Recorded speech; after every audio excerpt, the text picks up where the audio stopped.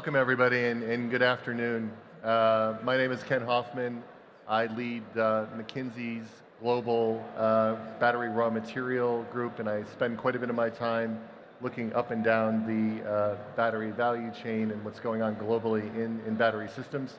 We're here to talk about breakthroughs in battery materials, particularly for storage applications, which has easily been the hottest growth sector of the past year. I'd like to introduce the panel. We have from Sadoway Labs, Professor Don Sadoway. From KAXK, the General Manager of Future Energy Technology Institute, Dr. Hussam Kassem. And from the International Finance Corporation, IFC, the Chief Investment Officer in Energy, Green Hydrogen, Metals and Mining, Ignacio D. Calonge. Thank you. I actually have a couple slides to show. It wouldn't be a McKinsey speech if you didn't have at least a couple slides to show, and they're very simple slides. The first slide just shows, in terms of the growth of the battery industry, I think probably the biggest misconception has been there's been a slowdown in global battery demand. That is simply not true. As a matter of fact, our numbers have continued to be incredibly strong in terms of long-term demand. And one of the biggest areas of pickup we have seen has been stationary storage. Looking at how impactful stationary storage can be, if you have a wind or a solar farm, you can, by using stationary storage, drop your overall cost by 40%. And so one of the biggest drivers for stationary storage is economics. So I think that is one area that's been moving. And look, the stationary storage market has been helped by the drop, particularly in LFP cells. We're hearing prices out of China as low as $40 a kilowatt hour. And we think sort of like long-term prices of semiconductors come down, probably the long-term price of batteries come down. However, there's going to need some innovation for us to get there. We were asked by a company who builds server farms to look at every potential battery technology that we could come up with at the time. This is about a year ago. And one thing that surprises a lot of people is it's not just lithium-ion cells, and that's basically all we have. And I'm sure, Professor Sadoway, you could probably find more battery technologies that we didn't even include on here. There are many, many different types of ways and systems to hold electrons. And not to say that all of these systems will work, but when people talk about, will be massive bottlenecks and there's no way around getting energy systems lowered, just know that there's a lot of optionality when it comes to this industry. But I first want to start with our host, Dr. Kassem. Could you explain what KAXK is and how the kingdom looks at technology? Okay, thank you very much, Ken. Really an honor to be among speakers here. Just a brief, King Abdulaziz City for Science and Technology is the National Lab of Saudi Arabia. It is usually the entrance of futuristic technology or gate to futuristic technologies to the kingdom. Internet started there, quantum, we are doing it there, genomics research, vaccine research, all started there at the National Lab. And one of the things that we are looking at now is battery. Battery research is very important. It is, as we all heard, His Royal Highness yesterday, Abdulaziz bin Salman, mentioned how energy security is becoming more and more reliant on mining, specifically minerals, critical minerals that are connected to battery technology. So we believe that we have also, we are a proponent that energy security in the future is very much dependent on these critical minerals and the health of the mining sector. From our point of view, I'm an energy guy, and energy transition and future electrification and mobility is very important, and we all see that it's going toward electrification, it's going toward batteries. As you mentioned, energy storage systems and mobility is very important. So these all require minerals, not only quantity, but also different type of minerals that we have to explore and to exploit our resources here at the Kingdom. So that's, I think, our distinguished speakers will have a global look at it, but from a national aspect, it's becoming a very, very, very important. Of course, it's a business question, but it's also a national security thing.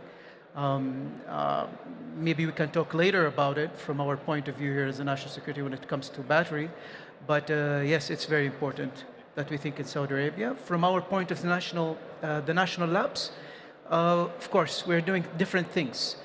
From our point of view, we want to make these batteries safer in the short term, especially when it's applied in our environment, our harsh, a little bit, could be unique environment. But in the midterm, we want also to explore high energy density batteries, lighter, that will help in mobility, in aviation, and also in biotech, wearables, implementables, something that could also be digested. But also in the future, we want to have security when it comes to the supply chain of the minerals themselves. It's very important that we explore other minerals and materials, similar to the variety that you're mentioning here, Ken. So that's in short what we are intending to do here as National Lab in terms of battery, in alignment with the national objective mentioned by His Royal Highness yesterday. But also, I think it's within the trend of the global trend that is going on right now. So Professor Sadoway, you're sitting here looking early 2025.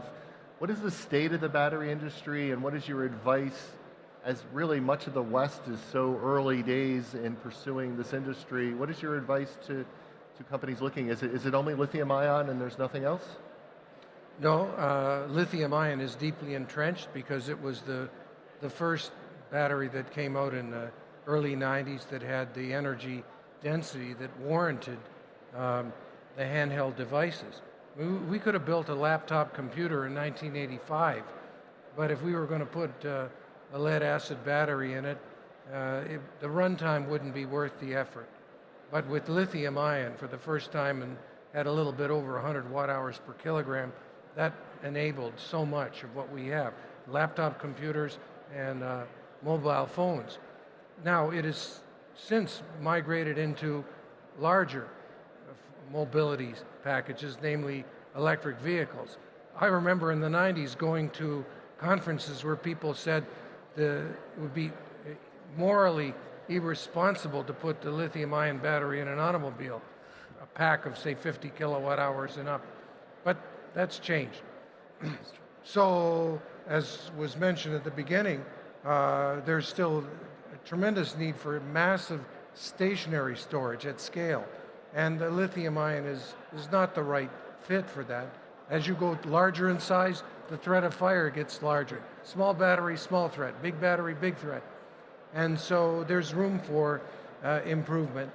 And then the second point about the concerns about secure supply chains, we need to think about battery chemistries that are sourceable locally. That is to say, without involving such long distances that there could be some geopolitical friction that could interrupt the supply chain. And so, for all of these reasons, I'm very optimistic. There's plenty of room for innovation, and I'm very happy to be an electrochemist in 2025. I was an investor for many, many years, and sort of one of these Warren Buffett guys who tries to think out 10 years, 15 years. If you put that hat of a long-term investor, which of the battery technologies do you think show the most promise? Oh, you want me to pick one right now? I'll pick a few. Well, I think that people are going to look for alternatives to lithium. And there's a limited set that's up in the northwest part of the periodic table. So you already have on your chart some efforts at sodium. People have tried with magnesium, but magnesium is cursed. It just does not perform well in a rechargeable battery. The one that I would look strongly at is aluminum, because aluminum is the most abundant metal in the Earth's crust. It's even more abundant than iron. Most people would be shocked to know this. So why does aluminum cost more than steel? Well, because the aluminum oxide is bound much more tightly than iron is to its oxide. So it's easier to extract iron. But aluminum is pervasive. So those are ones. And then, of course, we need to have the concomitant electrolytes that can give us the performance. And then on the other side, what we call the cathode, the positive electrode, there's plenty of room for innovation there. If I had to choose one, I'd choose sulfur. It's the most abundant non-metal. An aluminum sulfur battery would be dirt cheap, absolutely dirt cheap, and perfectly non-flammable and sourceable anywhere on planet Earth. Why don't people invest in it? Well, because they're in love with that which they know. They want radical innovation with zero risk, and I can't give you that. They're orthogonal. This is innovation, this is risk. More innovation, more risk. Ignacio, what is the role of the IFC in promoting the growth of the critical minerals industry?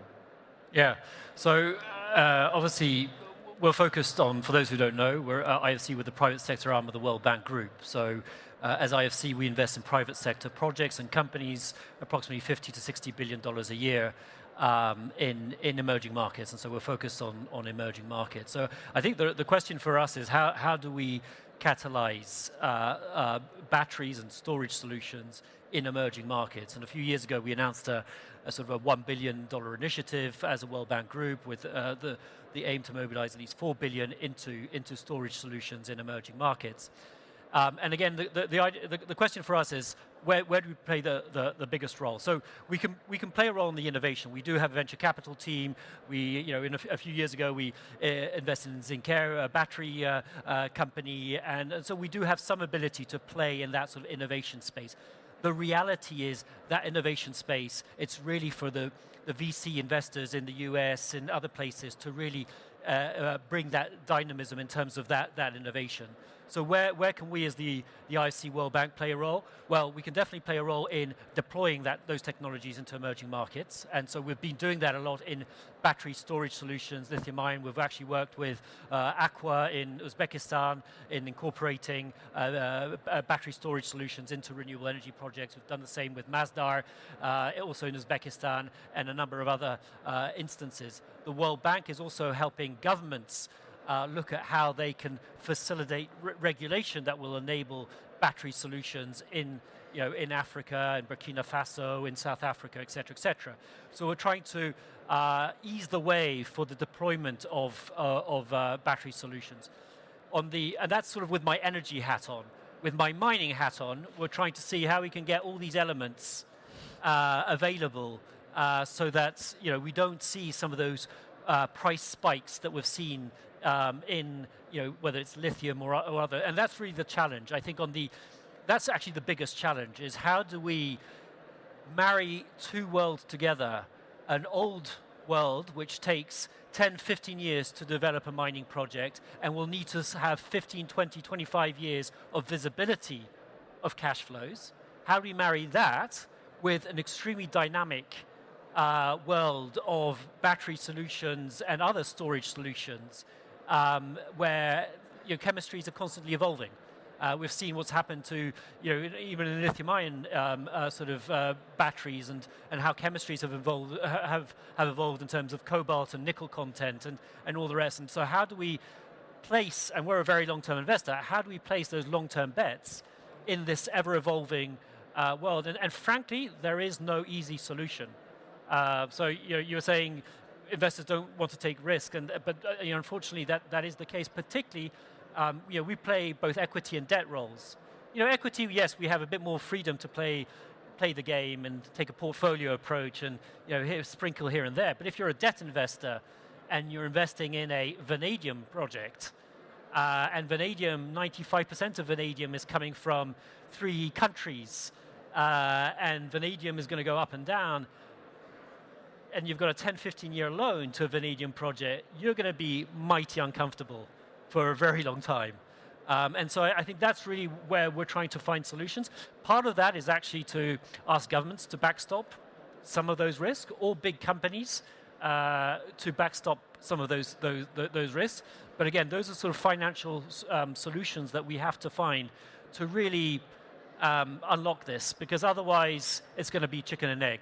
And we're going to see this volatility, and we're going to see these ups and downs, and things will end up by happening. We're seeing the lithium industry, the depth of the lithium market has been growing and growing, and hopefully stability, there will be more and more stability to it. But we have to try to find solutions to that, particularly as some of these chemistries evolve. You know, the problem we have is being an investor in metals and mining for over 30 years, so I include myself in this subsect. Investors tend to be incredibly stupid. They want to invest when prices are incredibly high, and they don't want to invest when prices are incredibly low, which makes absolutely no sense from an investing standpoint if you try to make money, but it is a fact. When lithium prices were $85 a kilo, these conferences were busting at the seams. When lithium prices are $10 a kilo, you can hear crickets in the hallways, which is exactly the wrong way to look at things.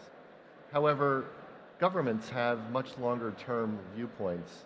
And the Saudi government, by hosting this amazing conference, shows its commitment to sort of the long-term view of batteries.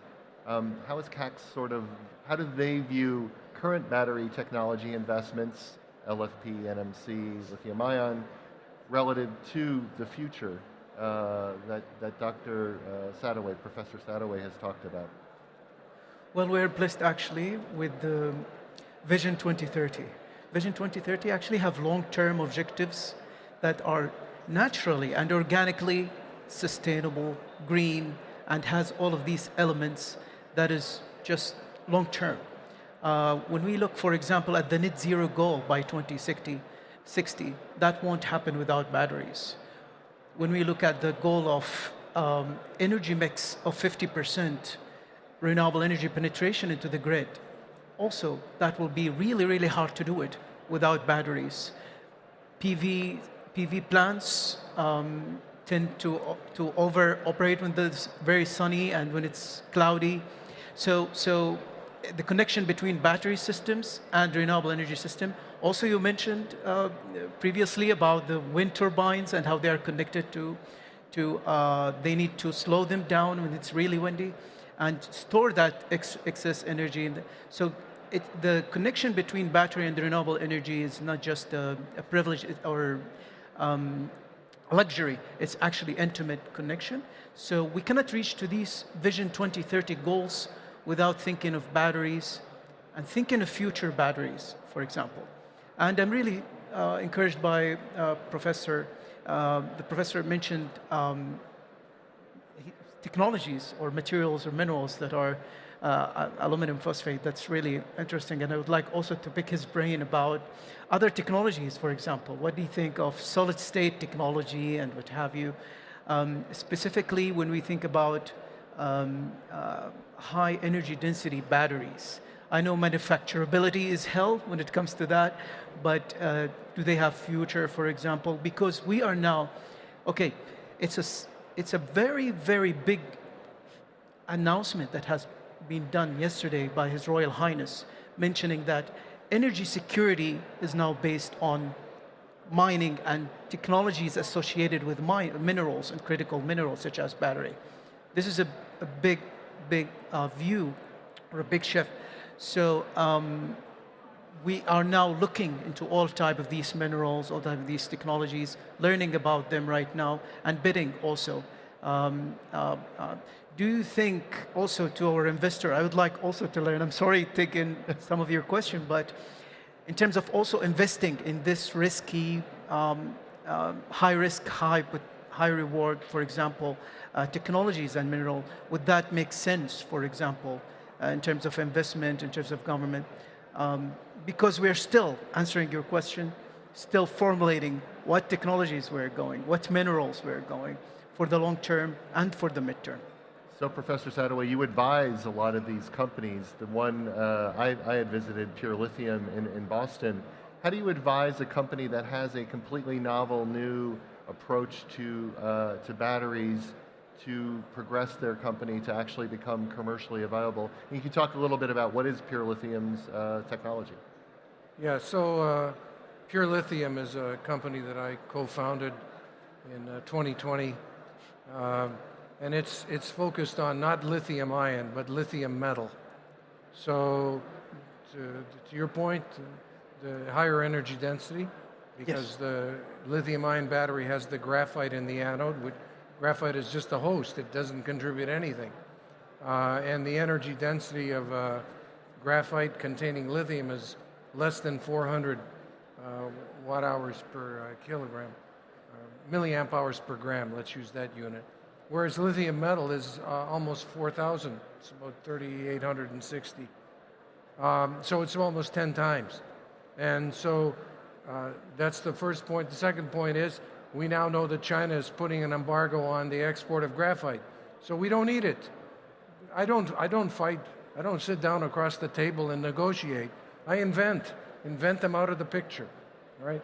Now on the other side, we chose something, I don't want NMC or LFP, that's all stuff for lithium ion. So we went to a vanadium oxide, which is a lithium ion host, doesn't require any lithium and so on. So that's the ends of the sandwich, and then we invented a technique that allows us to extract lithium from brine. So we have integrated both the primary extraction of lithium from a primary resource, which could be brine, and the brine has not come from China. It's all available in North America. It's available here in the kingdom. So you can make batteries in Saudi Arabia using Saudi Arabian resources with citizens of Saudi Arabia. So the idea is to you let these people become authors of their own future. That's the idea. You create a technology, you think about these things from the beginning. So Pure Lithium has demonstrated the technology. We're making batteries about the size of 3 amp hours, which is about the size of the back of your iPhone. Now, to answer the moderator's question, what's the next step? It's to demonstrate that it works at scale. So now we have the expensive piece, which is to develop the manufacturing facility. Now, mercifully, the manufacturing facility has a strong resemblance to the manufacturing facility for lithium ion. So we are looking for partners that will help us manufacture at larger scale. Because until we demonstrate at larger scale, no OEM is going to touch us. But I want to just take people back. We're going to take a little journey in the time machine. And the year is 1990. And those of us who remember that time were carrying their first mobile phones. They were not smartphones, they were candy bar phones or the flip phone and this sort of thing. And we had the very first laptop computers. And they were all running nickel metal hydride batteries. We were so happy. And then along came lithium ion with much higher energy density. But people didn't just jump to lithium ion. They had to see that it worked at some minimum scale, minimum viable scale. And that's the point. That's what Pure Lithium has to demonstrate, that the lithium metal, I call it LVO, lithium metal with vanadium oxide, that once they see that, then you'll start to see people migrate over because they'll be comforted by the fact that they're not going to be surprised by price spikes, supply chain constraints, and so on. But it's a tough, we call this tough tech. You know, I'm in Boston, not Silicon Valley. Silicon Valley gave us fantastic modern technology, software, AI, all this stuff. But when it comes to tough tech, you don't see a steel industry in Silicon Valley, and you don't see new battery manufacturing in Silicon Valley. For that, you have to go to the East Coast. And that's where we're on that journey. And I'm very happy when somebody else succeeds. And I'm very sad when another battery company fails. Because it sends a chill through the entire investment community. Then they say, oh, don't touch that one. It's a very hard journey. It is true, and you're right. Sometimes you see CEOs root when one of their competitors fails. In this industry, that's the worst thing to do. No. But there are so many different battery technologies. Ignacio, when all these different companies come to you, they're all looking for funding. How do you decide who to fund and who not to fund? Well, I mean, I think that's the thing. I think for the less developed sort of technologies, there really is no other option than to take a portfolio approach, frankly. Unless you want to sort of gamble your house on a horse. And so I think that is really, and that's what my point was before in terms of where there are sort of VC ecosystems or the type of investors that will be able to take that portfolio approach and spread their bets. I mean, that's sort of at least the early stages of these technologies. I think later on in terms of the scale up, that's another sort of challenge, as you were saying. Because one thing is to sort of do pilots and et cetera, and then when it comes to do the scale up, then you're talking about additional money, and then typically it's a different type of investor or that has to come in, and that's sometimes a no man's land, or it's a more difficult. And I think there, if you have governments or other types of entities that can support that, and I think here in the Kingdom there's a lot of support from government for those types of initiatives, then that can plug that gap, because that's sometimes really the most difficult sort of funding to do that initial commercial scale up and manufacturing. Then once you get above that, then it's again easier sailing, because then you have proven your technology, you've got a number of commercial scale projects that are using it, and then there's the track record, and that's easier. But I think that's that middle ground sometimes, which is often the most difficult. You got the VC bettors, that's fine, they spread their bets. You've got the more traditional investors and lenders once things are fully scaled up, but it's that middle ground. And I think that's where, whether it's governments or other types of investors, really have to come in. And that's sort of what we're trying to sort of see how we play that role, at least in emerging markets. Caxt is fairly new to the battery industry, but you have a long track record of developing other technologies. How do you compare the battery industry to other technologies that Caxt has developed? Yes, so Caxt was founded in the 70s on a sustainable project with a partnership with the NREL, National Renewable Energy Lab, SERI then. And it has been part of our DNA to do sustainability project, futuristic projects, but also in good partnership and in quality partnership and impactful partnership. In terms of batteries, yes, we have success. We have done now a very important initiative when it comes to semiconductor. Yeah, it took us maybe 7 or 8 years, starting from 2010, 11.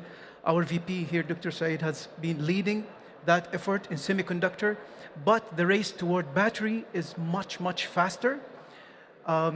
We are required now by the leadership of Caxt to do similar success and similar hub and similar facilities. And this is answering your question, Ignacio. We're trying to fill in that gap between the companies, investors, and the consumers, and see exactly how can we build facilities that will connect, for example, in terms of testing, in terms of building pilot lines, for example, to test for new batteries on an inclusive manner, any type of materials that we are doing. So Caxt is doing that. So what we have been doing in semiconductors for 7 or 8 years, now we are required to do it for batteries in less than 2 years. And that's our chance, because the race is so high. I just learned yesterday that the Philippines are doing very important big lines, fabrication, manufacturing lines for batteries. Morocco also are being doing manufacturing line. The race now is not limited or controlled to specific countries, but I think it's very open. And now, from our point of view of Caxt, we want to aid or enable and accelerate this transition to be a leader also in the battery world. That's what we're doing at Caxt. Now, I know this is being taped, and I'm curious if you could say I have a new battery technology. How do I work with Caxt? How do I work with the Kingdom in order to see your interest and potentially have a partnership with the Kingdom? So we are, for now, for example, the ecosystem in the battery in Saudi Arabia is still not big. We have Lucid Motors, we have Seer, and we are working with both of them. For example, we are building the EV testing lab with Lucid is going to be launched soon. But also we're working with developing new type of materials that are safe in harsh environments. Dendrites, I'm sure Professor Sidway knows that. It's really fixed batteries in a negative way, but we're trying to incorporate nanodiamonds and graphene, for example, flakes, to somehow suppress these issues, making them safer. But as I said, for the short term, we want to make it safer for the environment here in Saudi Arabia. In the short term, we want to have higher energy density batteries, going back to Professor Sidway's point. But in the long term, we want to source materials within Saudi Arabia and explore Saudi Arabia for more materials that could be incorporated in batteries. It is quite amazing. I mean, we were talking about a time machine and going back in history. No one could have seen all of the developments that would have occurred over the last 20 to 30 years. No one have seen the cost developments of batteries coming down so significantly. And so I think the future is very, very bright. A conference like this with so many people who really come together to try to solve the problems that we're facing and continue to come up with new innovations, I think is just fantastic. We only have, I think, a few more minutes. Any last thoughts to leave the audience? Professor Sadoway, I'll start with you. I think that it's, just follow on to the moderator's comment, I think it's a bright future. We understand we want mobility, and the future is electric, and you have to carry electrons in your pocket. You have to carry electrons in your car. And so the ability to store, without storage we have nothing. Then we're plugged in. If you look at an airport back in 1990, everybody was panicked and they were looking for a power outlet to plug in their device. And now people go freely. And the only reason is because we have a battery that is giving us the freedom to disconnect. It's so liberating in so many senses. So it is to us what Gutenberg with the printing press enabled people to carry the knowledge in a book with them anywhere except instead of having to sit and read the one. And this is fantastic. Dr. Kaysen?